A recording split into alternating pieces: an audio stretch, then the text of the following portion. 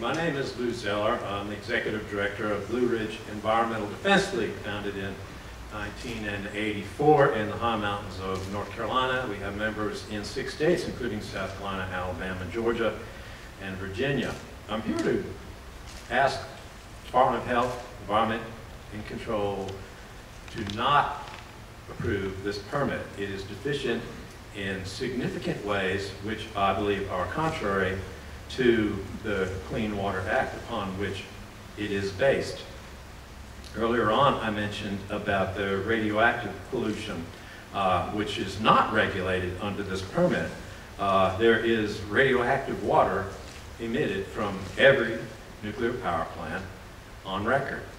It is unregulated under the Clean Water Act, but there is a history of downstream contamination of this water for 90 miles in some cases, and also contaminating well water outside of the actual river intakes, contaminated by radiation.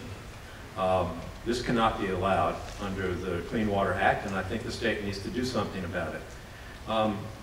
The water withdrawal is phenomenal and unconscionable, particularly in the face of global warming and the ongoing droughts that have happened over the last several years. 35,030 gallons per minute is 2 million gallons per hour, 50 million gallons per day, 18 billion gallons per year for every year that this plant would operate.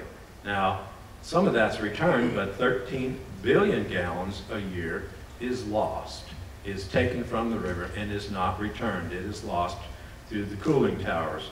That is something which I believe it should be accounted for this plant, because there are other permits, for example, downstream at BC Summer. There is a plant upstream at the Cliffside Power Plant. It is coal-fired power, but it is also what I would consider a water hog, because 41% of fresh water in the United States is withdrawn by electric power plants.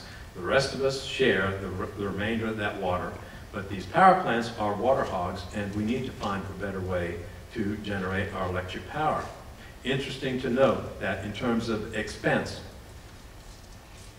wind power generators are being installed in the United States right now, every single year, the equivalent of between 4 and 6 nuclear power plants every single year by wind turbines dispersed across the nation.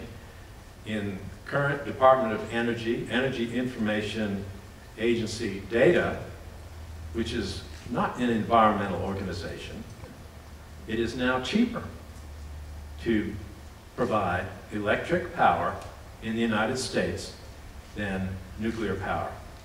Thank you very much. We will have further comments before the close of the comment period.